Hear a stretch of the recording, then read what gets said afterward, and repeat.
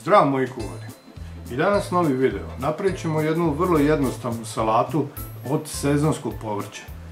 Od zelene salate i sremuša. Verovatno ste čuli za sremuš, to je hajdučki beli luk ili kako ga ko zove. Opere se zelena salata i sremuš, sitno se isecka na rezance, na žilijen takozvani, doda se pola limuna, iscedi se unutra i maslinovo ulje i malo soli. Idemo na pripremu. Salatu sam oprao i sremuš sam oprao. Sremuš ću iseći ove drške, one mi ne trebaju, i sve ću zajedno staviti sa zelenom salatom i iseći na žilijen.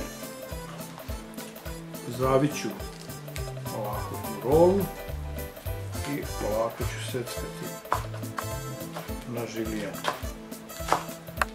Što tanje, to bolje.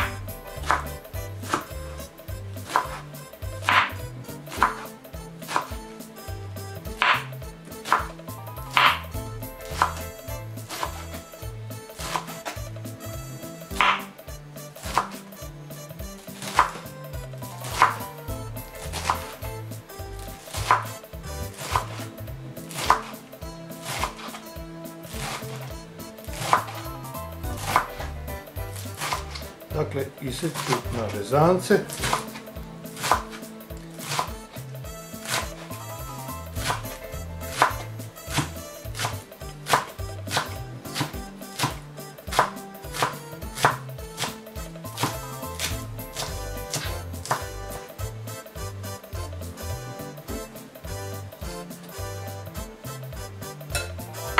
Stavit ću to u činiju, sve zajedno.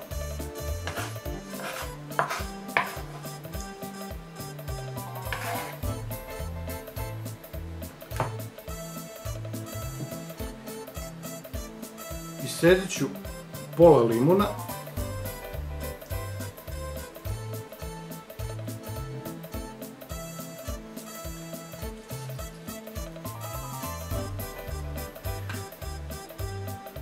Dodat ću malo maslinovog ulja.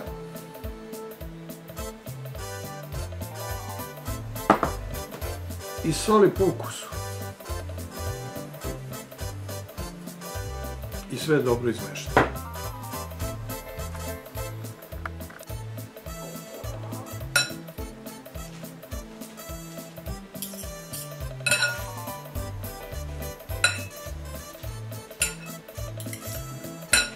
Ukus je fantastičan. Morate to da isprobate.